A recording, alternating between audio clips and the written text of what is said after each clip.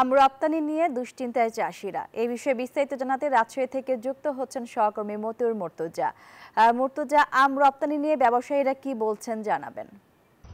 মাহমুদ আমনি, আম রপ্তানি নিয়ে দুশ্চিন্তায় রাজশাহীর কৃষকরা, বাগানীরা। বিশেষ করে রাজশাহীতে এবছর 200 মেট্রিক টন আম রপ্তানির লক্ষ্যমাত্রা নির্ধারণ করা হলেও কিন্তু এখন পর্যন্ত একটি আমও রপ্তানি করা সম্ভব হয়নি। আর রাজশাহীর বাইরে চাঁপাইনবাবগঞ্জ এবং নওগাঁ জেলা থেকে কিছু আম রপ্তানি করা এখন পর্যন্ত সম্ভব হয়েছে। আমরা যদি বলি যে রাজশাহী, নাটোর, চাঁপাইনবাবগঞ্জ এবং নওগাঁ থেকে কিন্তু 6,720 মেট্রিক টন আম রপ্তানির লক্ষ্যমাত্রা ছিল। এর মধ্যে রাজশাহী থেকে 200 মেট্রিক টন আম রপ্তানির লক্ষ্যমাত্রা থাকলেও একটি আমও রপ্তানি হয়নি।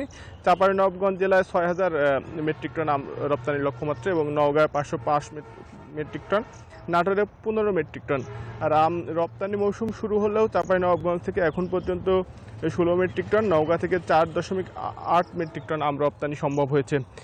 ফলে কিন্তু বেশিরভাগ অংশই কিন্তু বাগানে রয়েছে। বাগানিরা দুশ্চিন্তায় দিন পার করছেন। তারা বলছেন যে আম মৌসুম একেবারে ভরা মৌসুম এখন, কিন্তু এখন পর্যন্ত আম রপ্তানি হয়নি। বেশিরভাগ আম কিন্তু ফুড ব্যাগিং পদ্ধতিতে রপ্তানির জন্য তৈরি করা হয়। সেসব ফুড ব্যাগিং পদ্ধতির যে আম, সেগুলো কিন্তু প্রচলিত বাজারে বিক্রি করলে বাগানিরা লোকসানের সম্মুখীন হয়, কারণ সেগুলো উৎপাদন খরচ প্রচলিত বাজারের থেকে কিছুটা বেশি। ফলে তারা দুশ্চিন্তায় দিন পার করছেন। তারা বলছেন যে অনেক আম পেকে যাচ্ছে এবং বৃষ্টির কারণে কিন্তু ঠিকমতো আম বাজারজাত করা যাচ্ছে না।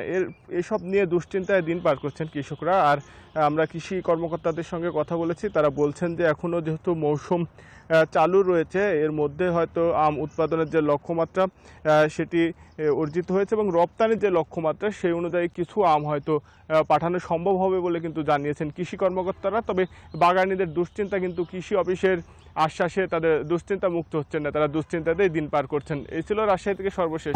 বান্ডেল থাকলে প্রতি সেনমানিতে টাকা বাঁচবে। বিকাশ সেনমানি বান্ডেল কিনে জিতুন প্রতি লেনদেনে।